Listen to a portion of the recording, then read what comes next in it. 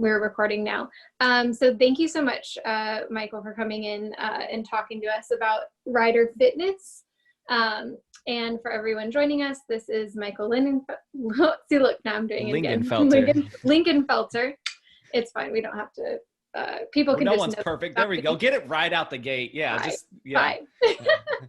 And I practice too. So this is Michael. And if you'd like to tell us a little bit about yourself, and then jump right in. And then for those of us live, we're very happy to take on questions, and so you can put those in the chat. If you're shy and you want to just put them in a private message to me, that's totally fine too. So, cool. Well, thank you so much for having me. My name is Michael Lingenfelter. I am the owner and creator of a company called Rider Remedy, and my focus is on helping riders get the most out of their bodies so they can get the most out of the time they spend with their horses. And I really focus in on helping riders overcome muscular imbalances, get out of any sort of pain they have, as well as improving their control and balance in the saddle, and improving their core strength so that riding can be easier. Riding can be something that you have more endurance with, so you're not getting so fatigued, and then something you can do for as long as possible, having longevity in the sport. So that is the area that I try to develop riders in. And now I get the pleasure of doing it remotely as I do in person. And so today, we are going to be as quickly as I can cover this information, going through what causes these imbalances in our body and the framework that I take each of my clients through when I work through building a foundation of fitness for a rider. Because fitness in general is something that's very important to any athlete. But for riding, there's some very specific things we need to keep in mind. And so today we're going to kind of go through the secret sauce of what that looks like to build that foundation. And then really diving into a few topics of like what causes pain, what causes our imbalances, why are we crooked, why do we have issues with one side, why do I struggle to control this, and diving into the causes of that. And you're going to get an understanding that it's probably going to be very different than what you know now. But when we go through it, there's going to be like this aha moment, like, oh, that makes sense.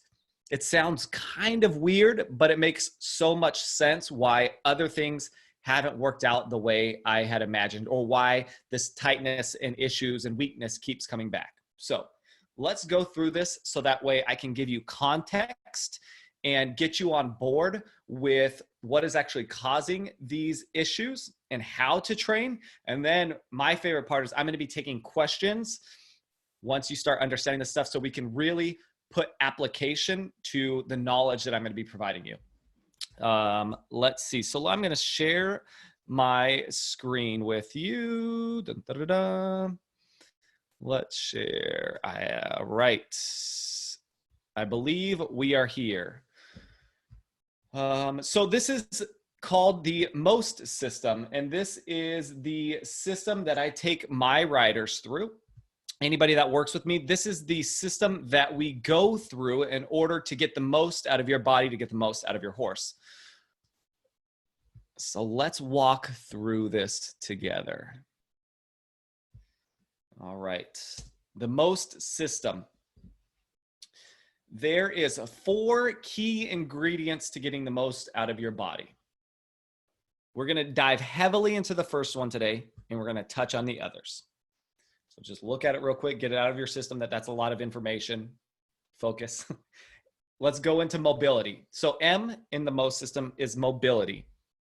Mobility is the ability to control and move your muscles through ranges of motion allowed by our structure, AKA our joints. So mobility a lot of the times is synonymous in the fitness world with flexibility, but I want to kind of pull us away from flexibility a little bit, because flexibility, the definition is like the bendiness of someone. And as a human being and as a rider, I don't want your bones necessarily to be bendy. I want you to be able to have mobility and control of your muscles, which move us and allow us to function. So we're going to think about in terms of mobility, and not like, if you remember Gumby back in the day, who was this puttyish thing that you can bend any which way. That's flexibility. We want you to be strong, but also mobile. So when we're talking about mobility, it's how well can our muscles move us through all these ways we need to move. And that starts off being dictated by our bones and our joints, and our muscles move those things. So the better we're able to control our muscles, AKA mobility, the better we are going to be able to choose better positions in the saddle, the better your posture is going to be. And then you're going to see as we go down into this, the worse your mobility is, long-term, the more pain that can cause you. So when we improve mobility, we're going to improve pain. We're going to have better posture, and we're going to be able to choose better positions in the saddle. So that's the M, mobility. That's the first key component of the secret sauce. Second, orchestration. So imagine an orchestra. You have all these people playing all different kinds of instruments, and they all have to play their instrument very well in order to make this beautiful music.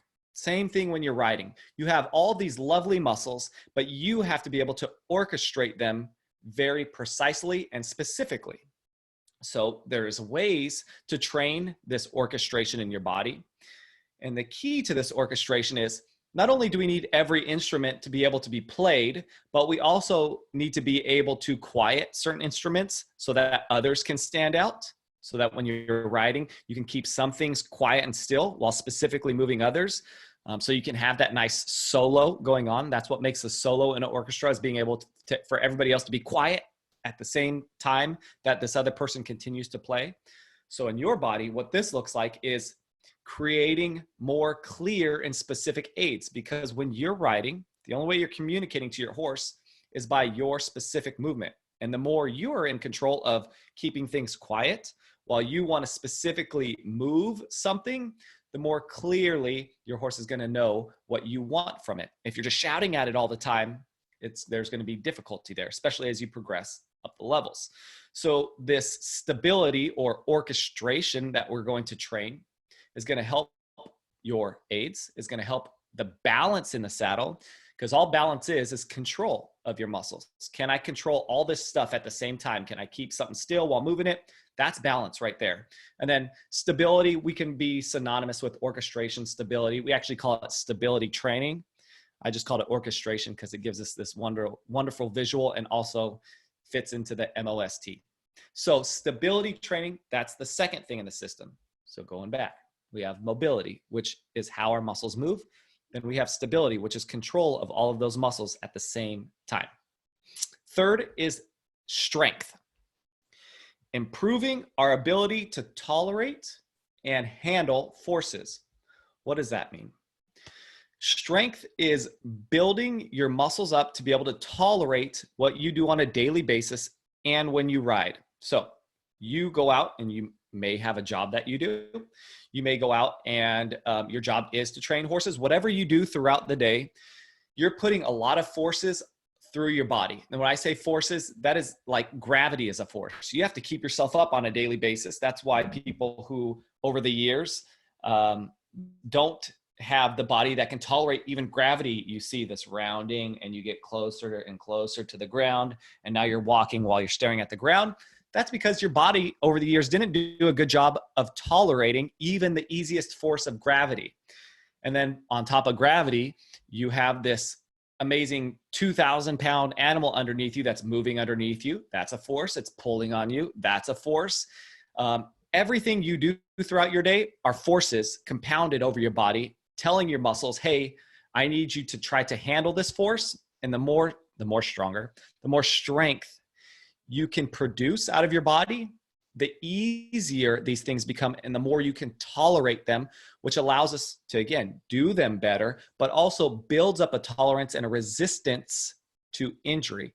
So as strength training, when we're doing strength training, our goal is not just to move around, but our goal is to build muscles and create these adaptations in our muscles to get stronger. So that way we can tolerate what we do on a daily basis. We can tolerate these forces in the saddle.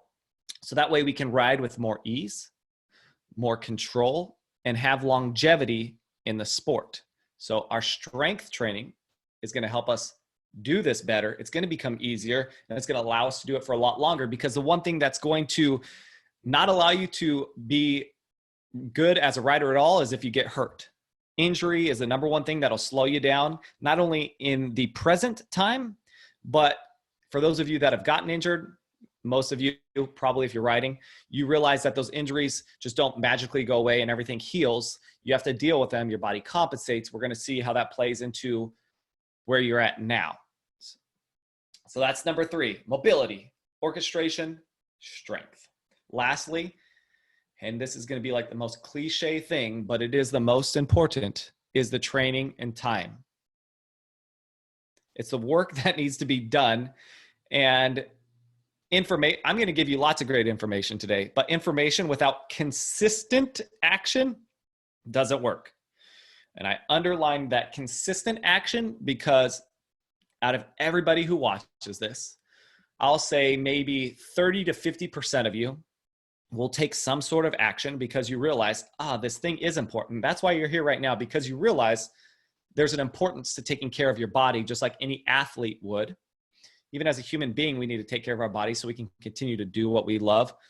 But if you're not, take a step back, 30 to 50% of you will take action. We'll have this motivation and we're gonna be like, yes, life is changing now. And then after another week or two, life is gonna either resume, something's gonna come in the way, your life is gonna get busy.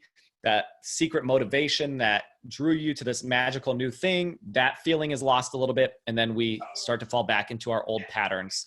And so the consistency of this action is what we need to be doing consistent. So doing it on a consistent basis, building a habit of making this thing a part of your life. So training and time, as cliche as it is to say, you got to do the work to get the result. You've heard it 1,000 times. You hear it because it's true. And there's a whole lot of stuff that goes into why we struggle to do that. But there's the secret recipe. Improve your mobility, improve the orchestration of your body, improve the strength, and put in the time and training to do it. Let's see if I can get technology to work with me and I can go on to the next slide. There we go. So the cause of your pain and tightness, where did that come from? If we go back, the mobility, I'm pointing at the screen. You can definitely see it right here. The mobility, without this, again, I said we're going to dive into this today because this is going to give you some great context that's going to set all this up even better. So without this, you're going to struggle by having pain. You're going to struggle to choose a position. You're going to struggle to have good posture. If you do not have good mobility, the rest of this stuff is not going to matter too much because you can have all the strength you want in the world, but it's still going to cause you pain. You can have all the orchestration and stability you want, but you're still not going to be able to choose the posture and position you want in the saddle. This is the most important out of all of them to understand first. That's why we're going into it. The cause of your pain, tightness, or lack of mobility. So let's just say that the cause of your lack of mobility is going to be something new here. There's a red kablam sign here. This red kablam sign is stress, trauma, and overuse. Stress, trauma, and overuse. Those are 3 things that are going to cause a whole lot of negative stuff that you're dealing with now, feeling, or can cause you issues down the road. What do I mean by stress, trauma, and overuse? Any sort of stress on your body, like let's say extreme heat, extreme cold. If someone kicks you in your shin, that's a stress. There's emotional stress. If you don't feel good and you have an emotional day, you maybe have an argument, you may be overwhelmed by work, your family, whatever it is, that can have an effect on your body by creating inflammation. Okay, so stress, trauma, and overuse can all create inflammation. I didn't say that in the beginning. Inflammation is this red kablam thingy, okay?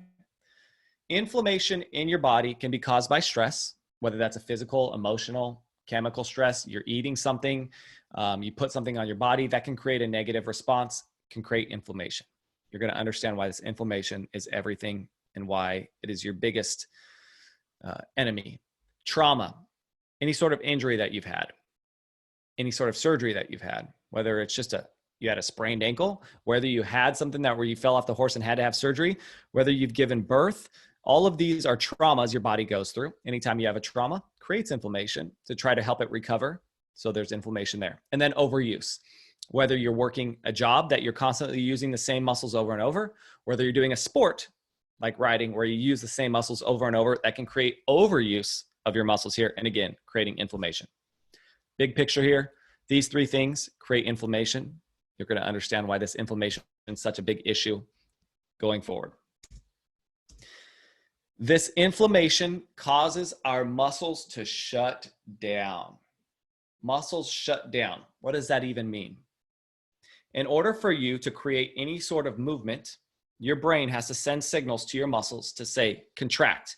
And your brain sends that signal and says contract. When your muscles contract, that creates a movement. And that movement creates and allows us to move. And so your brain is sending a signal to your muscles to move. And then your muscles send a signal back to your brain and say, hey, everything's good here. Let's keep moving. Let's keep going forward. So you have this positive cycle, and that's how we move. Our brain sends the signals, our muscle receives the signals, it sends it back to our brain, says we're all good. Let's keep going. This inflammation acts as an interference in that communication pattern. You can imagine this to be like a bad reception on a phone call. If you're up in the mountains and you get no reception, and you try to call someone, no matter how loud you yell at them, they're not going to be able to hear you. Same thing with your brain to your muscles. If there's inflammation in there, no matter how loud you try to talk to your muscles and say, move, move, move, move, you're not going to get that signal to the muscle. And that signal is not going to go back to your brain. And your muscles are going to say, hey, we have an issue here. This communication is broken down. And that's what I mean by the terms of muscles shutting down. That's why inflammation is such a big thing for us to start understanding, because when we have inflammation in our body, we lose the ability to move, and our mobility dictates everything. So your muscles shut down, can't use them as well. That's a big problem for us. Like a light bulb and a light switch. You go to try to turn on the light in your house. Let's say the light bulb's great. It's a brand new light bulb. You turn it on, turn it off. You're like, what's going on here? I don't understand why this light's not working. I just bought this light. Should be working, should be great. You found out the fuse is broken. So you have to go to the fuse box. You got to flip on the fuse, make sure that's working. That's like your brain and your muscles. Imagine your muscles are the light bulbs. You're trying to get them to work. But unless the fuse is working properly, you can switch that light bulb on 100 times and you're not going to get a response. Just another way of thinking. When we have this inflammation in our body, that communication is broken down and we can't use our muscles as well as we need to. And what that leads us is to instability. Instability. So if we were talking earlier about wanting to be stable, which allows us to have better balance, because stability is going to equal balance. Being stable, you can have better balance.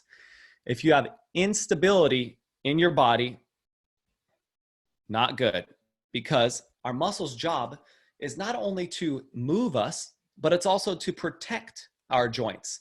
So at any moment in time, our muscles need to be able to squeeze and contract and protect our joints from getting hurt, because if they can't do a good job of protecting that joint, that's when you can start to have an injury. So imagine, and I'm sure plenty of you have seen or heard someone that had this. You go to bend over to pick something up heavy, you pick it up, there goes my back. That moment in time where you picked that thing up and your muscles could not protect and create stability around your back, the joints in your backbone, the joints had to take on too much force and something happened. Okay, so your muscles need to function not just to move us, but to create stability in our joints so we don't get hurt. That is huge. And you can imagine this like a Jenga puzzle. If any of you played Jenga, I feel like this game's been around long enough. But if you are to pull a piece out, you pull another piece out, at some point, the whole thing's going to crumble and fall. This is kind of the muscles in your body. You need to be able to have a strong, stable Jenga base, or else everything falls apart and you get hurt. So we need stability. When your body recognizes you do not have stability, this should be a big aha moment for us once I explain this. Muscles aren't working well, okay, which creates instability in our body. Your brain recognizes, hey, I don't have stability in this sort of motion. My muscles can't do the job I need them to do. The way we protect ourselves, the way our body protects us, is by tightening our muscles up. It's going to tighten us up because it says, hey, I don't trust that we can protect ourselves in this movement. Therefore, I'm not going to let us move. And you can see this if you were to go walk on an ice rink. What is the first thing that happens when you walk on an ice rink? You immediately tighten every muscle in your body and you take tiny, short strides, and you're not wanting to move because your body immediately realized, I lost all sense of stability because I went from walking on a flat, stable surface to a very unstable surface of ice. And now I need to tighten everything up to protect me. Okay, so when you lose stability in your body because your muscles aren't working well, your body's natural response is to tighten up your muscles to not let you move as well.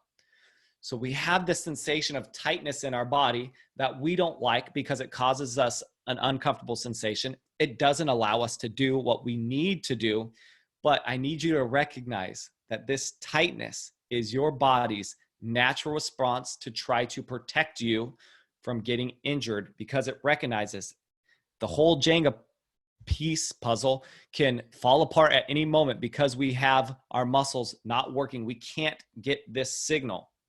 So what happens? You tighten up, but guess what? You still need to ride. You still need to do your job. You still need to function in the world. So we got to keep moving. How do we keep moving? We start compensating. So this normal walk that you used to have, let's say that we had an injury in our hip doesn't work as well. Well, this normal walk now maybe turns to like, I swing a leg out when I walk. So maybe it's not this. And it's kind of like, whoop, things are going on funky here, but I've got to get it from A to B still. My body is just going to figure out a new way to do that, which is great in the short term because it allows us to continue to move. But in the long term, now we have muscles that not only do their job, but they have to do the job of others because we have this compensation of our body trying to protect us. So compensations are what you notice when, and I saw this in some of the questions coming forward, I've got a shoulder coming forward. I've got a stirrup. I've got weight in one side of the stirrup, one side of the stirrup more than the other. I've got weight in my saddle differently. I've got a hip forward. I've got a shoulder up. I've got my neck this way. Anytime that we have these imbalances, those are created by compensations that we've had and that we continue to live with because of this tightness in our body that's been created by this instability, by our muscles not working well. So unfortunately, this compensation feeds into this negative cycle because now that you're compensating, you're creating more stress in your body. You can open up more potential for trauma because you have muscles that are being overused and your body is not working at high efficiency because of these compensations.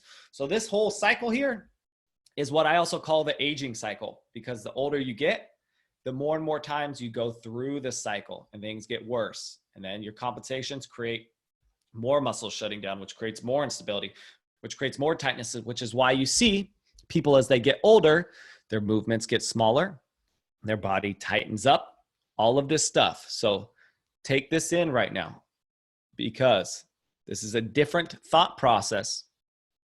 And this is attributed to, if you want to really go down the rabbit hole, it's called Muscle Activation Techniques. This is what I have my degree in and what I've studied. This is called Muscle Activation Techniques. And this is the understanding of muscles not being able to activate or you being able to properly use them creates this instability, which creates tightness in your body, which creates these compensations, which creates more stress, trauma, and overuse. So what do we do about that? Because this compensation is going to take you away from being symmetrical. And when you ride, you need to be able to use your left side just as well as you need to be able to use your right side. You need to have equal weight. The more symmetrical you are, the more effective you're going to be in the saddle. And also, the better you're going to be long-term from having injury. This lack of symmetry creates pain as well. Because if you're constantly putting more weight on one side of your body, you're going to be using that body and abusing, let's not use abusing. You're going to be overusing those joints. You're going to wear and tear them down faster on one side. Things aren't working efficient. It causes pain. So this is where your pain comes from. If you have pain, this cycle here. Now the question becomes, what do we do? we have to first acknowledge that everything we've tried up to this point, we may have just been treating the symptoms. So if we know that the cause here is muscles, I keep wanting to point to the screen, but I can't because you can't see what I'm pointing to. But that's why we have a clicker. The muscles shutting down, if that is the start of all of this and you're not able to use your muscles efficiently, everything else is a symptom of that. Everything else that you feel is a symptom of that. So how do we go about treating symptoms? Here's a blanket statement too. Everything I'm about to cover right now is not a bad or a good thing. Just acknowledge that it is a symptom, and the way we go about treating this has its place. Okay. So when I bring up some things, don't be like, oh, he's totally against this thing. It's not it at all. Just understand that what you're treating may be a good tool, and that when we want to help fix our body or improve our body, we need to know all the different tools we can use and what their jobs are. So the first, this instability. When we have that Jenga puzzle that's kind of wobbling around, our joints are, if you've ever felt like your shoulder unstable or your hip or knee or ankle unstable when you're walking, that's what we're talking about. Things just don't feel right. It doesn't feel like strong. It doesn't feel, you don't feel confident in its control. Things that we see people do to try to improve this is balance exercises, which, like this person standing on an unbalanced thing, there's this thought that if we add something that is unbalanced underneath us, it's going to improve stability. There's not a huge carryover to that, but just let's acknowledge that this is a way people treat instability, by doing balance exercises and standing on unbalanced surfaces. So that's a way we go about treating it. Tightness. This is something we're all probably really familiar with. When you're tight, you want to get it massaged out.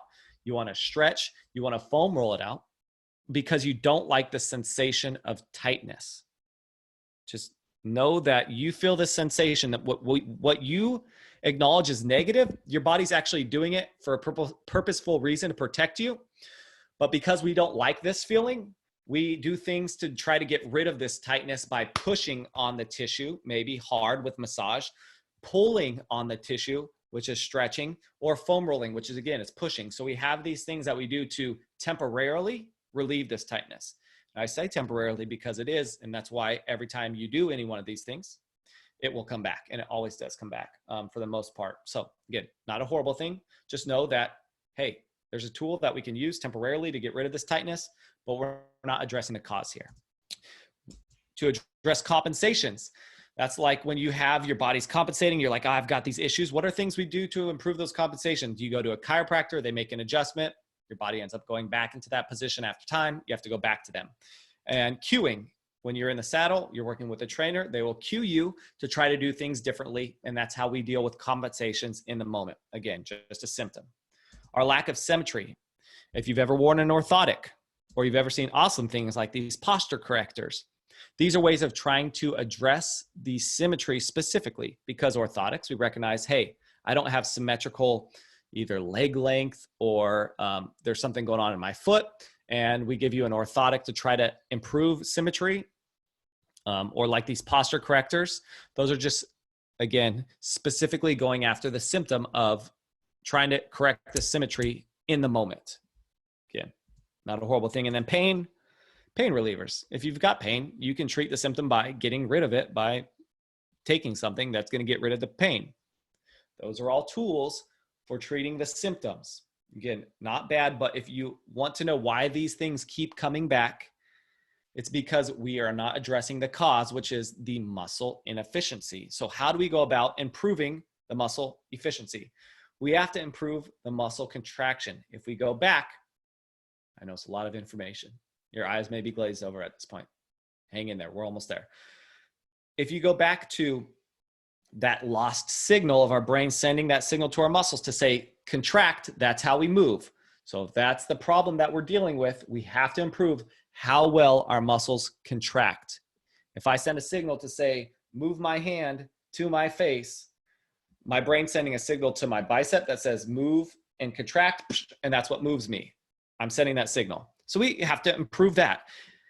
Once we improve our muscle contraction, we improve that signal. Now we've got cell phone reception. Now that light bulb can turn on. Once we do that, we bring stability.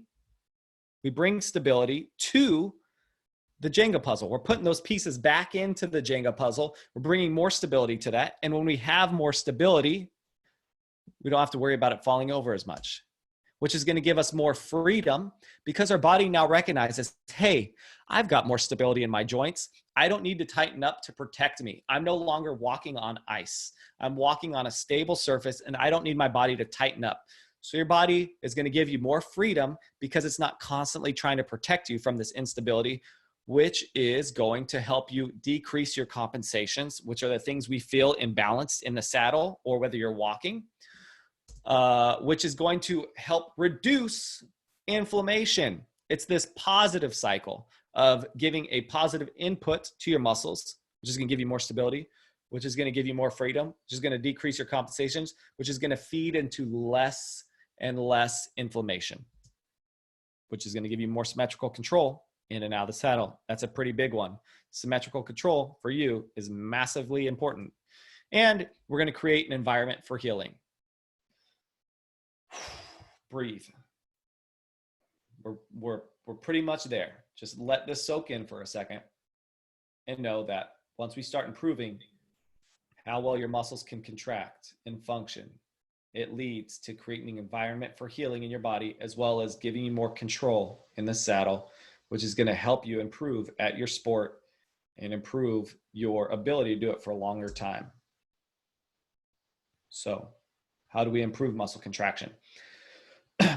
Through light muscle contraction type exercises, which I will, for anybody who wants, give you examples of that and let you know how you can start to do that stuff. Just know I'm not going to go deep into this, but there are mobility type of exercises where we train our body to do very light contractions. And when we do very light contractions, we start to improve the relationship with our brain to the muscles that aren't working so well. If you try to do a very hard contraction and you do a very hard exercise, your body's going to go to what it knows the best, what it trusts the best, because let's say we all have, I've heard hip flexor tightness. So we all have an idea for the most part what hip flexion is, okay? When you do hip flexion, there is about 7 or 8 muscles that all work together to flex your hip. If I were to ask you to flex your hip as hard as you can, 100%, let's say that this is your body. And this is how well all of these muscles that flex your hip work, okay? This is all the amount of force that they can handle. So you've got, don't worry about the names, but you've got all these muscles that help flex your hip. So let's say you do an exercise and your body has to use a lot of force because you're doing a very strenuous exercise and this hip flexion comes into play. It's going to go to the one muscle in your hips that it trusts to handle this force, because if it asks any of these other muscles to try to kick in to handle the amount of rigorous exercise you try to do with this motion, you may get hurt because it can't handle that much force. Just like when you bent over and tried to pick something up, your body couldn't tolerate that, therefore it got hurt. So your body says, what can I use in this moment to help me do this exercise? And it's going to go to what it knows and trusts. So the lighter and lighter amount of force that we do, the more and more opportunity we bring in for all the muscles to work. So the lighter we do an exercise, a very specific exercise, we now have the opportunity to start building a relationship in our body with all the muscles that produce the movement, which is what we want, because we want that communication to be open from our brain to our muscles, which is going to allow us to have better mobility and control in and out of the saddle.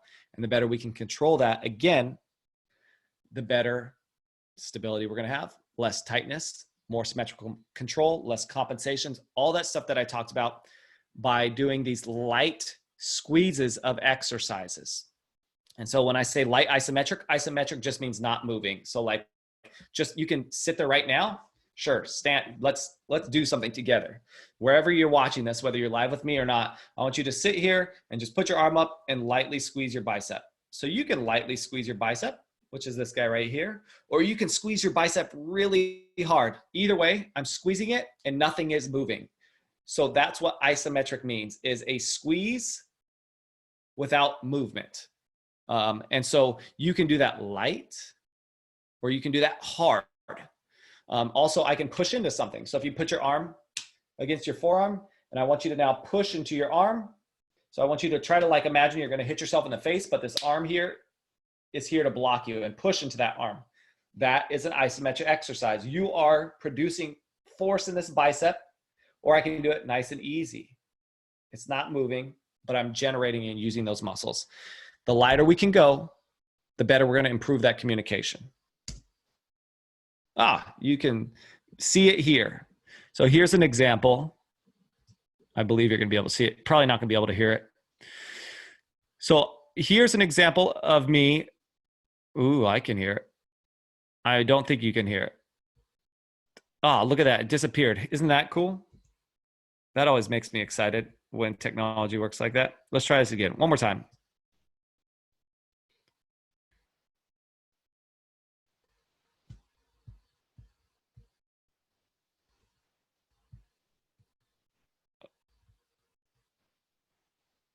What I would like, can anybody let me know? Can you let me know if you can hear this? Because I'll play it all the way through if you can hear it. If not, yeah, we can't hear the I didn't think so. audio. Yeah. Okay, I'm going to try to fast forward and I'll talk through it, but it may not let me. That's okay. I have like a bajillion things I can give you afterwards. Okay, so I am going to, if it's going to let me fast forward this, it is. Okay, great. So I am checking my range of motion here. So I'm seeing here where this tightness in my shoulder is. And then I'm going to set up in a position where I'm going to lightly do an isometric contraction by pushing into this, this yoga block here. So I set myself up in a position and I'm gently squeezing my shoulder in this position. And I'm going to repeat this 6 times. So it's not going to look like this isn't a sexy thing. This is like, I'm just putting my body into a position and I'm gently squeezing my muscles, improving the connection of this muscle. And what you see is that when I do this in the beginning, I checked my range of motion. Let's see. I don't think it's going to let us see, which is okay. It's okay. I'll tell you what happens is I couldn't reach back that far in the beginning. And then I did the exercise where I lightly squeezed the muscles for 3, 4, 5, 6 seconds. And then I repeated that process 6 times. And then I removed the block. And then I did the same motion and I was able to go a lot farther. My mobility or flexibility improved vastly by just doing these light isometric contractions. Because again, I was reaching back and at some point my body said, hey, we're not stable here anymore. I'm going to tighten up to protect you because you're not good at you're not good at using these muscles in this position. And when I did the isometric contractions and improved that communication, then the second time I did it, my body was like, oh, you can do this. I don't need to tighten up. And my hand almost went all the way to the floor when before it was off about a foot. So I showed how I was able to improve my mobility through doing this. But I just wanted you to see kind of what this sort of exercise looks like for improving your mobility. Lastly here, we went over about treating the cause of your muscles shutting down, okay? We acknowledge that we will create more stability through your body when we get our muscles working better. We will get rid of a lot of the tightness when we get your muscles working better. You're going to compensate a lot less when your muscles are working better. You're going to have better symmetry when your muscles are working better. And you're going to have a lot less pain when your muscles are working better. So most of the clients that I've worked with in person or remotely online used to get massages, used to do a lot of stretching, used to do things like I've even had some that worn orthotics. At some point, they said, I don't feel the need to get a massage. I don't feel the need to stretch. Things feel a lot more stable. My body feels like I have more symmetry. These ways they were treating their symptoms before, they realized they didn't have the desire to continue to do them because once we started addressing the cause, their body didn't have these sensations of feeling like, oh, I need to get a massage. Now, again, I actually enjoy the feeling of massage. So I will go and do it, but I do it out of the enjoyment of like, oh, this is a nice sensation to my body. Don't push too hard on me. But they're tools and I still enjoy them, and you may like stretching, but just let's acknowledge that like these things are the symptoms. But once you start addressing the cause of this, a lot of times your body doesn't need these other things because they are just the symptoms of this. Okay, so don't worry about this take action thing. We're going to take action together. So let's go now that I've built context. Now that I've built context and we have a better understanding of this, and we went through the MOST system where you started to understand how what we need to train in order to get better as riders, really digging into the mobility today. Let's open up the questions now so I can answer your questions now that you've gained context into how we go about improving our bodies. Sound good? Great. Okay. So I went to my Instagram today and have gathered a bunch of questions from you guys. If any of the live participants want to ask questions in the chat, like please feel free to do so. And so I figured that we can kind of balance between some of the questions that I already have written down and then some of the people who are here live with us.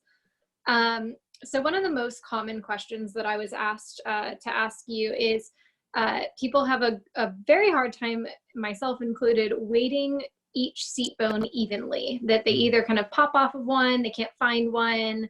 One person said that she like always puts one seat bone in front of the other. I'm not sure if those are two different things that you want to go over or if it all kind of comes back to the same thing.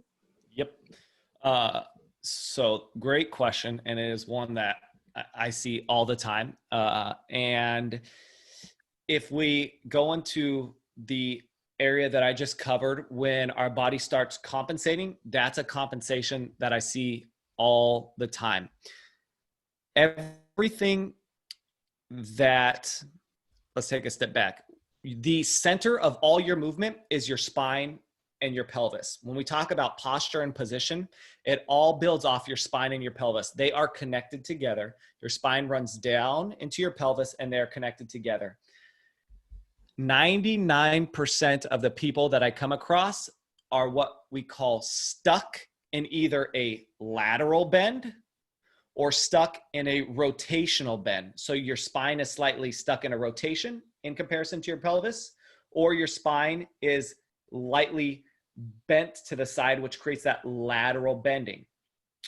And so this compensation, lack of asymmetry, is what creates you having more weight in one side of the saddle or one pelvis or one side of your pelvis or leg, whatever you're noticing, to be forward. So it is super common. They're going to specifically the more weight in one side of the saddle. I brought this up ahead of time because I knew it was going to be a question.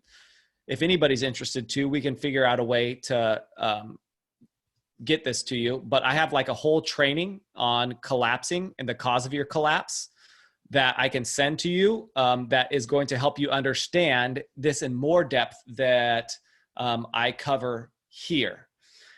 But here's your seats bones, or you could just, here's your butt cheeks. And here's your spine. If I am stuck in a lateral bend, meaning some of my muscles are stronger than the other side, which causes me to collapse. We'll call that a collapse. It's going to cause me to put more weight in one side of my saddle. When you're standing up, it's going to cause you to put more weight in one of your feet. So we need to start improving how well the muscles work in your spine. So if we look at, I wish I had that's okay. I want you to do this right now. Wherever you're sitting down, I want you to try to pull one hip up towards your ear. I want everybody pick one hip and pull this hip. If I were to stand up, it looks like I'm kind of like doing a little hip hike and pulling this up towards my ear. As you do that, whatever hip you're pulling up, I want you to notice what's happening in your other sit bones. As I pull my left hip up, more weight starts getting put down in my right sit bones. So as I pull one hip up, the other one drops down, creating more weight in our sits bones. And so over time, you've had these muscles that are in your back that help pull your pelvis up. So here's my pelvis. I have muscles and they pull the pelvis up. And when one side of the pelvis goes up, the other side of the pelvis goes down. And so whatever weight, whatever side of your body you feel like there's more weight in, I want you to take that side and you can start to try to pull that hip up towards your ear, and it's going to help unweight that hip. And so if we understand that the muscles in our back are the biggest movers, there's a handful of muscles that are in play here when we talk about the movement, that movement specifically, but the muscles in our back, oh, I'm going to find something. The muscles in our back are the biggest movers. Oh, this is going to work so perfectly. Good job, Michael. The muscles, here's your pelvis. Here's the muscles in your back. What they do when they contract, they pull the pelvis up just like that. When this side goes up, the other side goes down. So when you have more weight in one side, let's say it's this side down here, it's because these muscles here in your back are weak. And we talked about that connection. You don't use them as much. And over the time, your body's compensated away from them. So we need to develop that connection so that they can do this. Whoop, they can get you there. And so you can even start cueing yourself, because there are exercises that you can start doing. But like immediately to start cueing this is, where do I feel more weight in? That same side, I'm going to imagine the muscles in my back on that side that are connected to my pelvis. I'm going to pull them up. I'm going to try to pull that hip up towards my ear, and it will help to unweight that side. But again, it's caused because these muscles in your back, most likely, which are the best movers, don't work as well. And in this training as well, I go over like the 4 main muscle groups that play into that could potentially be weak, causing that, and what those all are. So you can go more in depth with this training. And same goes for a rotation. So if this hip is more in front of your other hip, you have muscles all around your spine that are in charge of rotating your pelvis. And what happens is, over time, we use one side more than the other, or maybe there's an injury like we talked about that your body starts compensating away from. And now you just kind of got stuck here. So we need to start improving the communication of those muscles to help pull you back out of that stuck position. So unfortunately and fortunately, once you start becoming aware of what causes these things, you can cue yourself in the temporary or in the short time to make those adjustments. But at the same time, you need to start improving the connection of the muscles in your spine and the muscles in your hip to start restoring that connection to get us better symmetry. Does that make sense? Great. Yeah, as someone who struggles with that, that definitely makes a lot of sense. And I'm very curious to start kind of playing with that off the horse. And I want to say this too, because the one thing that I think I hear a lot as far as questions goes is, what exercise could I be doing, right? So it is so hard to prescribe exercises, and there's going to be so many people that will just do it willy-nilly and give you like, here's this and this and this and do it for this. But the body is so complex that if I see that your hip, one hip is up higher than the other, I could say it could be because you have an issue in your back. It could be an issue that you have in your glute. It can be an issue you have in your hamstring. It could be an issue that you had in your foot, and now your body is putting your weight on your other leg. There's so many pieces to the puzzle that it would be similar to like you showing up to a doctor and being like, I'm sick, and he doesn't ask you your history or what's going on. He just prescribes you medicine. So know that that is typically why I avoid staying away from prescribing exercises, because I don't know what's appropriate for you. I don't know your history. I don't know all these pieces of the puzzle, but at the same time, there is a general approach that we can take to start kind of throwing darts at the dartboard and giving you some sort of improvement. And we'll figure out a way to share this link. But I have this group that I started doing live workouts daily, and there are now like 30 workouts that I've done, and some of them are specific to mobility. So you can dig into these and start playing around with these 15, 20-minute workouts. And it's a better place to start than just doing nothing. So there's kind of I don't want to prescribe, but at the same time, here's the best option if you're going to start playing around with stuff. Great. Yeah. Okay, another really common question that I had was somewhere along the lines of being dislodged by the horse's forces. So, for example, one rider wrote that she kind of falls or leans forward when she asks for the canter. Another rider wrote that she struggles with kind of staying plugged in into the saddle during the sitting trot and in the canter. So I'm kind of interpreting those as being similar, but if you have thoughts on each one, or just sort of a general, my horse dislodges me from the tack, what should I do? Or why does that happen? Yeah, great question. That is typically a lack of strength, core strength for sure. That is the easiest way to put it. My favorite, as much as I like seeing the people I work with like improve and they progress faster and they get to their goals, is when I've gotten texts a few times or messages that said, my horse tried to buck me off today and I was able to hold on and not fall off. And I'm like, that's my favorite thing that I can ever hear, because that is why I really enjoy doing this. Because in those moments that you feel like you're going to lose it, you were surprised by how much strength you had built up, and you were able to keep yourself healthy. So they didn't have the strength before. And so developing the core strength, going back to this stuff right here, being able to tolerate and handle forces is exactly that. Your horse in that moment did something, and your reaction to it, you couldn't tolerate or handle the amount of force to keep you on, number one. So I know that's not exactly answering it. That's part of it. The other part is when we talk about like bearing down into the saddle and being able to not get pulled and be like someone said, a floppy fish earlier, I heard. Again, man, we need to give you a link to this. I have a whole like 20-minute video on this alone too, but it comes down to abdominal weakness a lot of the times, because in order to, there we go. In order to sit down into the saddle, I actually have to use my abdominals. And what my abdominals do really well is contract. And when my abdominals contract, look what that does to my pelvis. It pushes it down.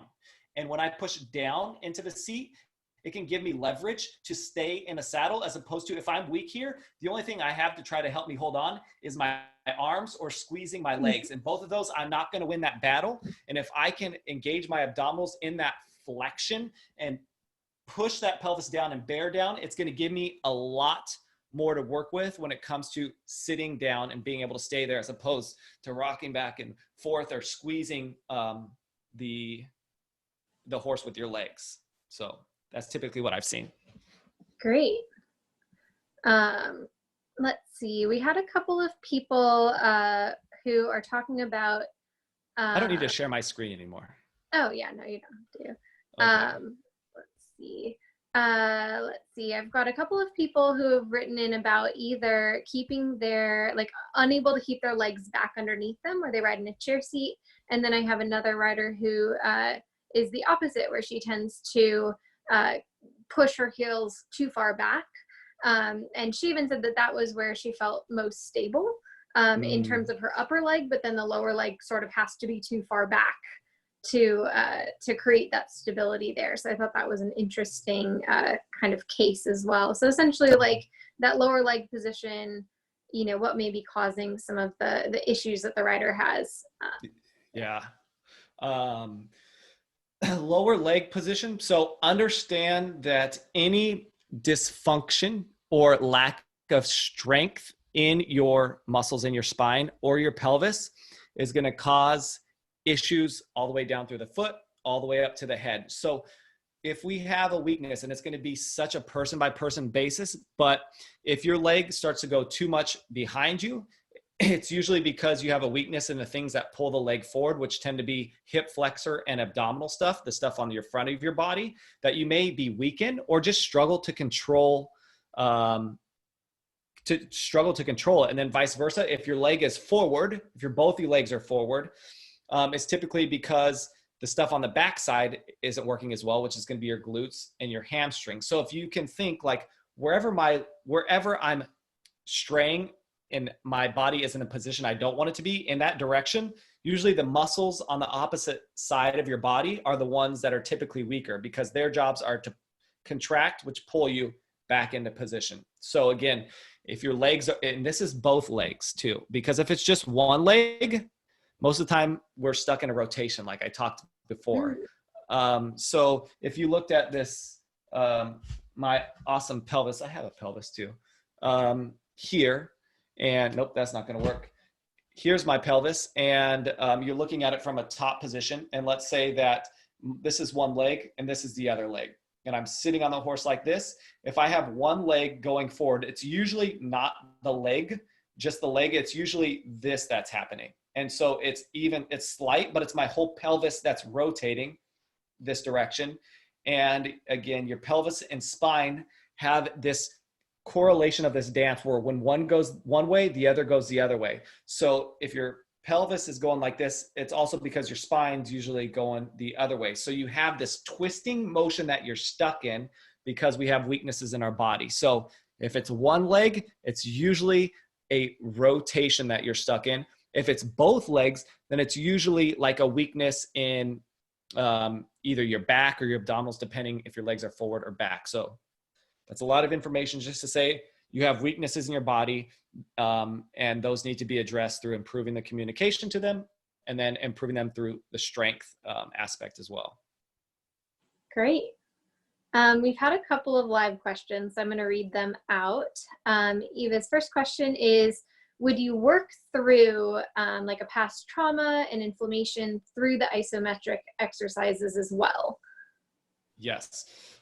So past trauma. So isometric exercises, when done lightly, are one of the safest forms of strength we can start doing to the body. And so any of the people I work with, when I'm working with remotely, I'm giving them mobility exercises where they can start to improve that connection in that area. Because when you have trauma and an injury in a past area, that's exactly what you want to be doing. You want to be improving that communication so the body can start to get rid of some of that inflammation that's been sitting in there, because it starts recognizing we have a better communication. I can use this stuff. And so that's what I end up doing with people. Yes, remotely. In person, I do it on hand through muscle activation techniques, which I talked about before.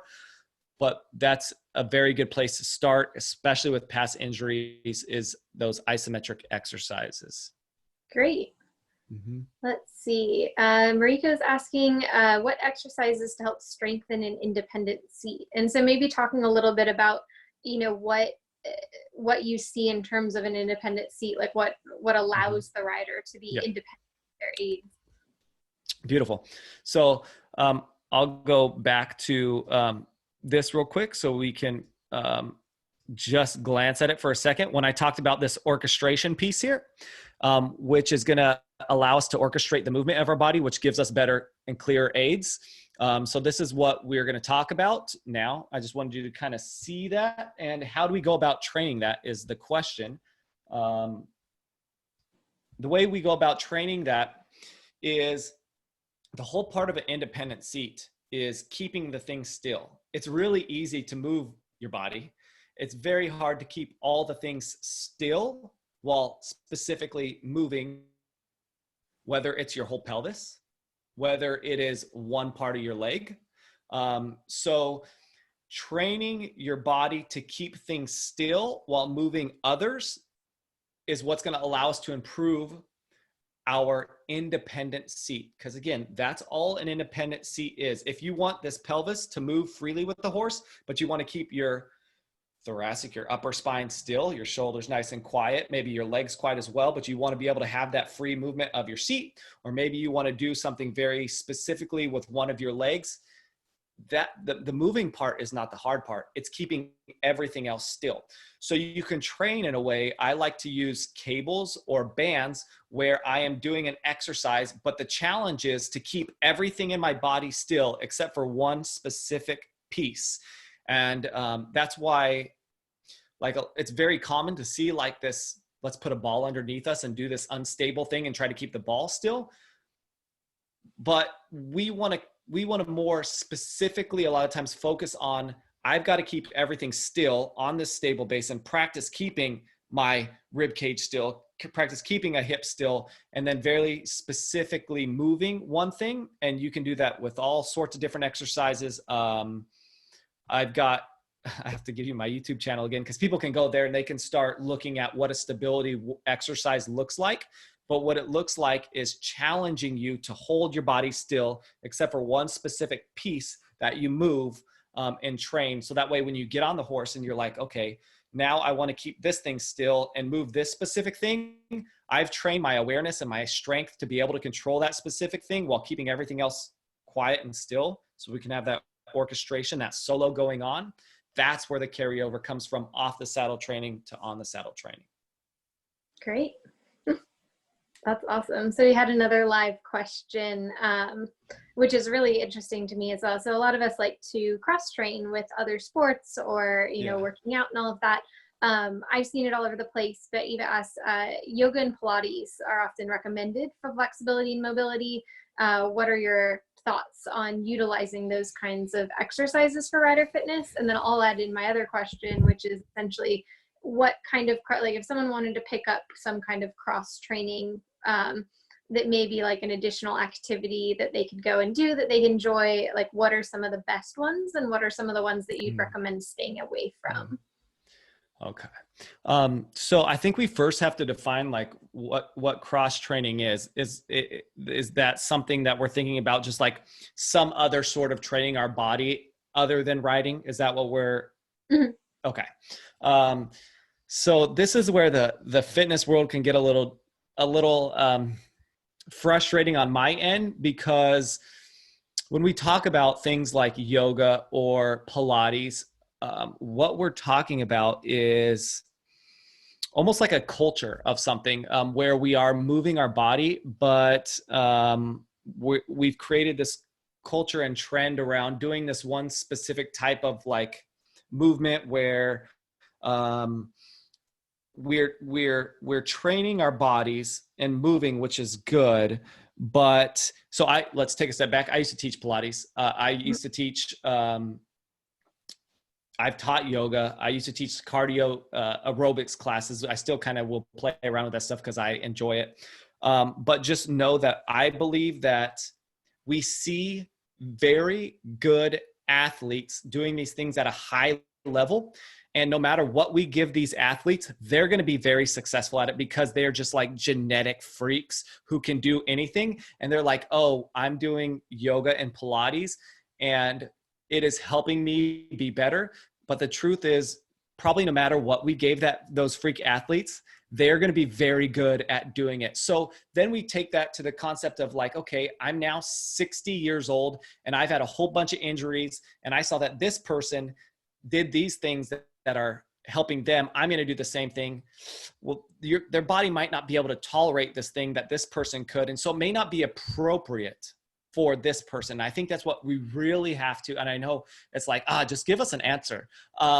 There is no black and white answer because there's such a far spectrum of people and bodies, and what is appropriate for you may not be appropriate for the other 50, 60-year-old that's had 2 hip replacements and still wants to ride. Like, I would not recommend doing either of those. But if we're going to say, where should I start?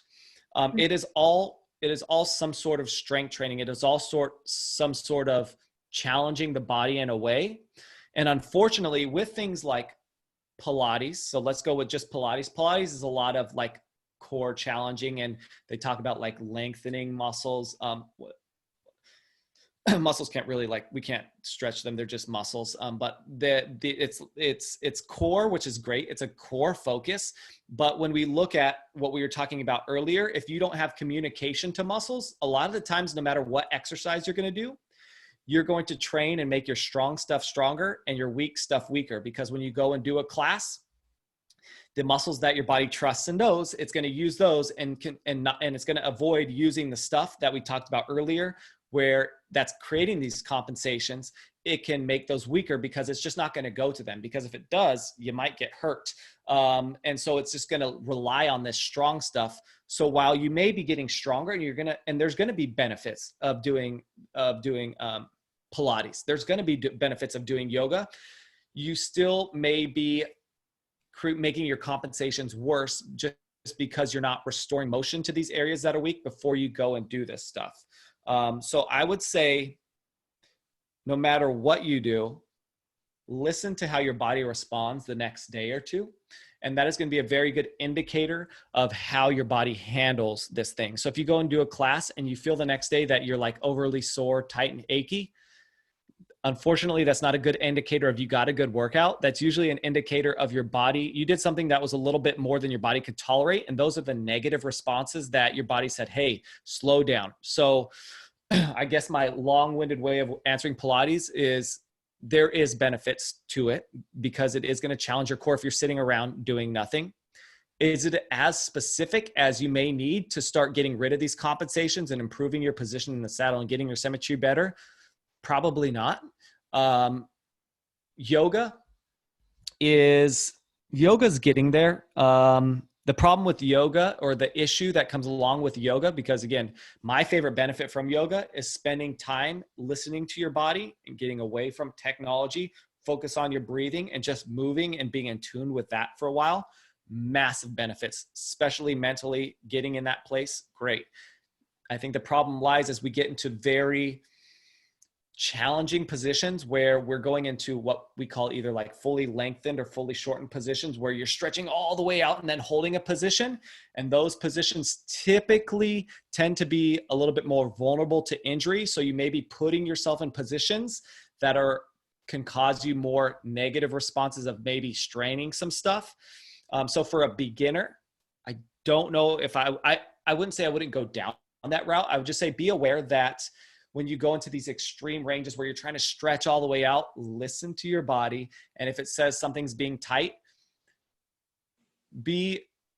acknowledge that your body is trying to tell you, hey, this may not be the best position for me. Let's back off a little bit and just do what's appropriate, what I can feel for my body. So while there are benefits to both of those, I've created that starting point where I am doing like what I believe is the most safe, effective 15 to 20 minutes that I can create for a general population, and give you alternates to challenge the muscles that are going to help you improve your riding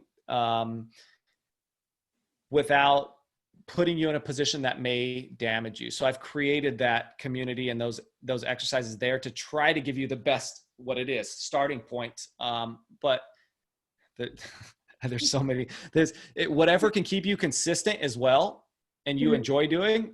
If you don't enjoy doing something that I'm going to give you and you're not going to follow through on it, and you like Pilates better and you're going to stick with it, that's probably the better option as well. So there's lots of things that go into this equation, whatever you can do constantly, but just know that there are a lot of negative things that can come along with each one of them. And my goal is always to provide a safe environment for anyone to continue to do this exercise thing for as long as possible, because exercise is something we all need to do forever.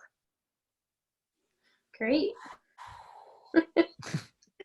That's awesome. So one of the other questions that came up a lot in the list of questions that I have is both kind of rounding the shoulders and also looking down. And actually the person who asked about looking down cracked me up. I had to respond to her because I did the same thing. And she's like, for the life of me, I can't stop looking at my horse's beautiful ears.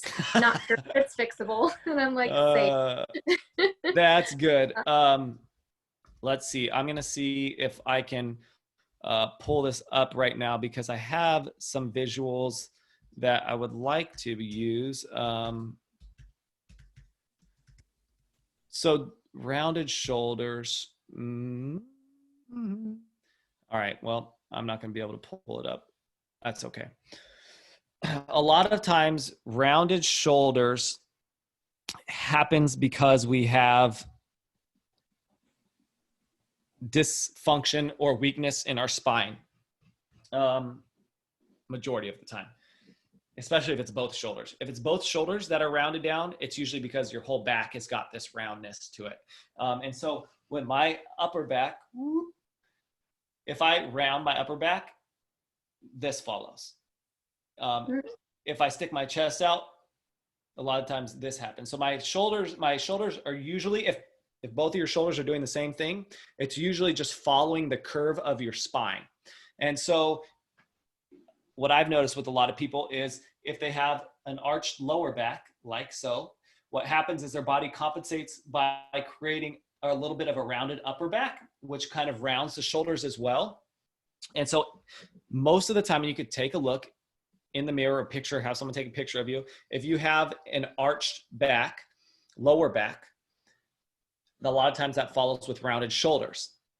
And an arched rounded back is caused by a weak, again, abdominal flexors. If my abdominals, what they do really well, one of the things is flex the spine, which means it brings my sternum down to my pelvis. Those 2 points come closer together. When I flex and squeeze my abdominals, which pulls my back out of that position of being as arched. And so I've noticed a lot of times when we start to strengthen the abdominal flexors, the muscles in our abs that flex almost like a crunch or a sit-up type of motion, a rounding of the spine, that puts our thoracic or upper spine into a better position to not be rounded here. And if I can be here more upright with my thoracic spine, my shoulders can kind of relax down. So typically both shoulders rounding forward is issues in the spine. A lot of times abdominals if there's an arch in the back. And again,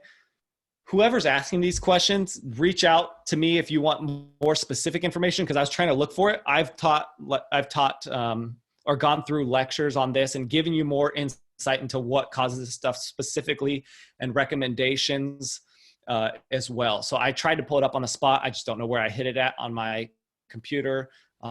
So pretty much everything you've asked so far, I've got a whole separate training that I can send anybody who's curious. Great. Yeah, that would be awesome. So one of the questions that I'm going to stop right here, and Teresa asked, if you have reduced ankle mobility, what would be common compensation spots to keep an eye out for? That is a good question. Reduced ankle mobility. I'm going to ask this question and I'll wait for response. Is the ankle mobility, do you have limited mobility in your ankle when you try to pull your toes up off the ground, when you try to pull your heel up off the ground? Is there a specific range or type of motion in your ankle that's limited, or is it just like both sides pull toes up mostly? Okay. Yeah. So, oh man, I need more space.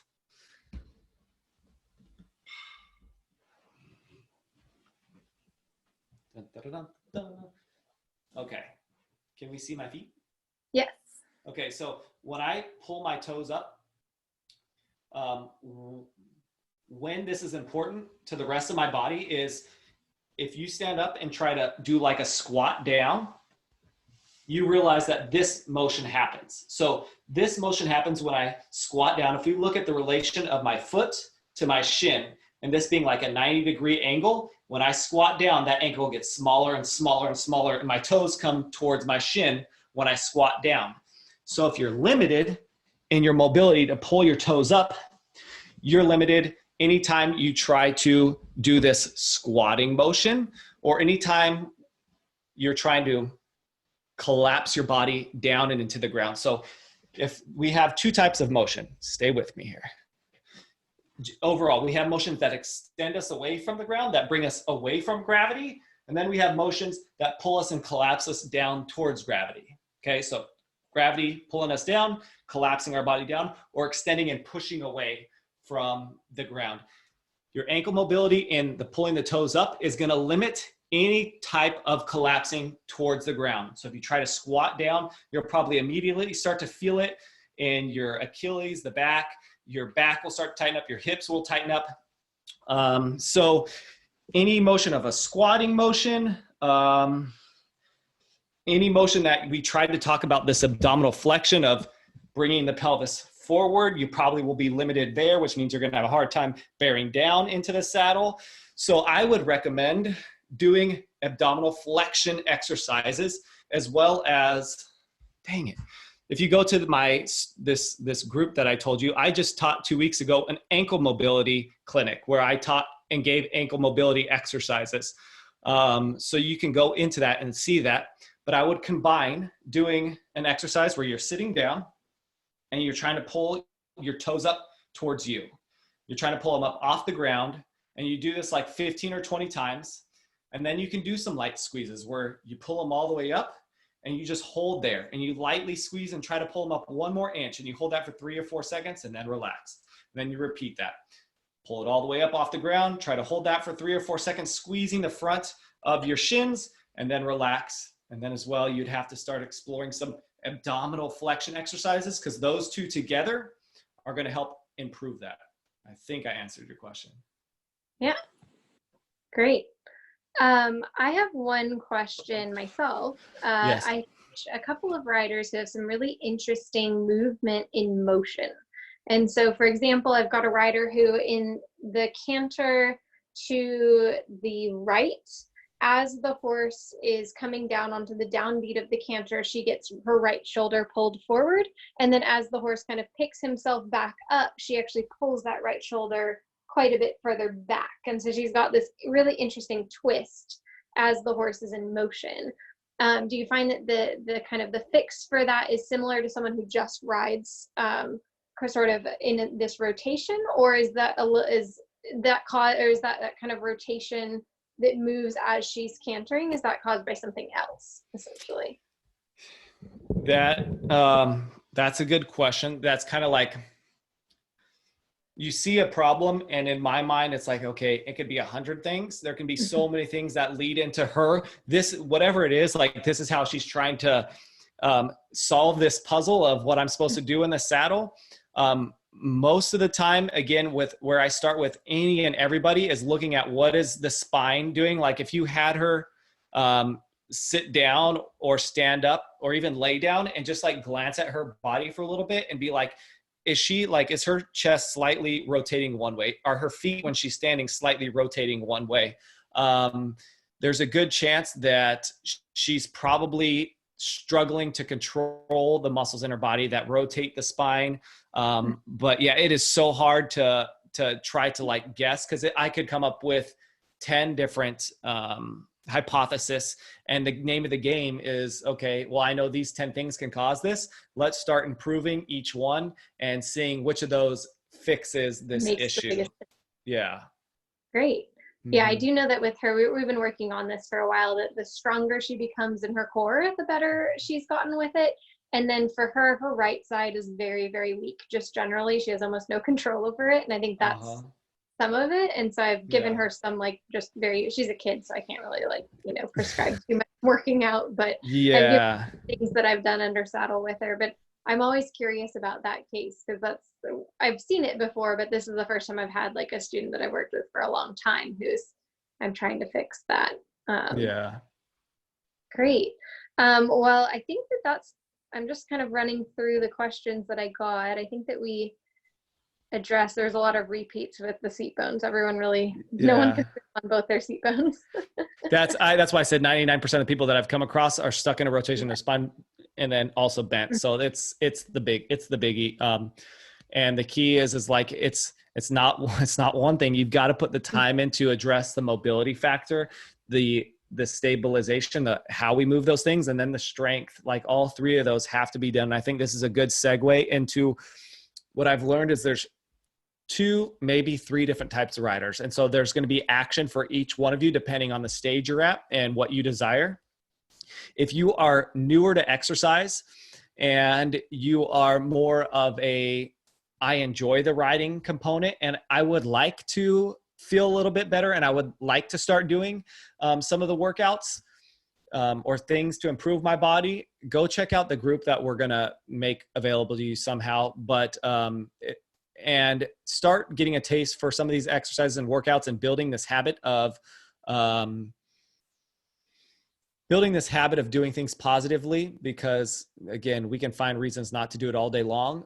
So there's that one. The second one is this rider who is more like goal oriented, or it's not like I want to kind of ride better. It's like, I got to figure out how to be the best rider I can be. I truly care for this thing. I have a strong desire to get better, whether that's to reach a certain level or just for out of the sake of, I want to be the best partner for my horse. But it's more of like a strong, like, oh, I want this now. I still have one or two people that I am going to be working more intimately, like taking through a program. I take about 12 riders a quarter through a 4-month program of teaching you how to do all this stuff and building this for you specifically.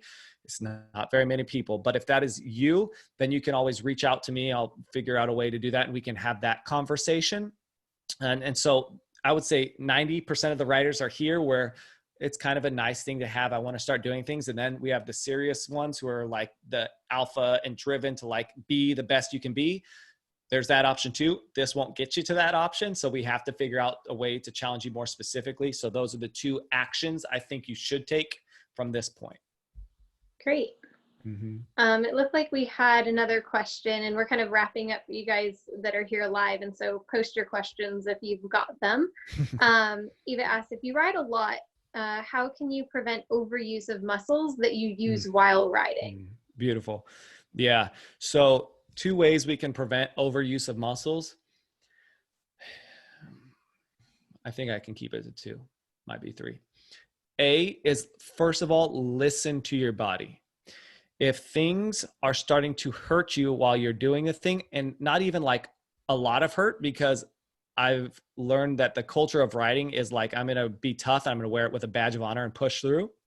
That if you start to have achiness or discomfort in your hips or back while riding, it may do you better to call it a day or figure out something you can do that's going to be less intense on your body, because you're going to potentially be creating that overuse. So be aware of it first. And it doesn't help your horse at all to ride cruddy on them, because you can create the compensations in them too, which is a whole nother thing. But be aware first and listen to it and acknowledge that, hey, I may not be at a good place today. I may work for 20 minutes as opposed to 40, 45 minutes, but I'm going to get a good 20 minutes. Secondly is, when you ride, you use the same muscles over and over again. And as much as we want to train those muscles, like the muscles in your hips that rotate your hips, the muscles in your back take a beating because you have this constant down, up and down, or trying to resist getting pulled forward. Your back and your glutes take a beating. And so you actually need to train the muscles that you don't use as often. Because if you could imagine your joint being in the middle of this tug of war, and you constantly use these muscles and they tug on the hip this way, but you never train the muscles that tug on the hip this way, this is going to take a beating. So you've actually got to train the stuff that you don't use as much as you do the stuff that you do use. And so that's why it looks like a lot of times when I work with riders, as much as we want to train things that are going to help us in our sport for the longevity of it, you have to train the things you don't use in your sport, because they're going to help keep your body overall more efficient by using that stuff as well. And then lastly, when you start going into these mobility workouts that I have in this live workouts where we're doing light isometric exercises, you can use these light isometric exercises as a help and a means to recovery, because we improve the connection right after we use all this stuff, and it allows our body to recover better. So these isometric exercises that you may start becoming aware of, they're a great option to help the recovery process to not feel so beat up the next day. So 3 things: awareness, train the muscles that you're not using, and you can use these mobility exercises, these isometrics, as a means to help recovery after your work. Great. Okay. So I'm not seeing any more live questions. We've run out of the questions that I had gathered, and we're kind of right about time anyway. And so we can, just in case there's another straggler coming in with another question. But I just wanted to thank you so much for doing this. This has been absolutely wonderful. It really kind of ties together some of the other talks that we've had on rider biomechanics and kind of the effect of rider biomechanics on your horse, and being able to kind of, especially, I'll reach out to you and kind of get links for some of your materials and post them in the Facebook group. So any of you who are interested in joining Michael's Facebook group and working out with him in the mornings, that would be awesome, because I've yet to join in on one of those because I've been enjoying sleeping in with the pandemic, but I decided this morning to actually get up and leave the house earlier. So I'm hoping to start doing some of those. The cool thing is they're all recorded there for you too. So if you don't make it in the morning live with me, there's right now about 32 workouts that are recorded for you, ready to rock and roll. Awesome. Yeah. Great.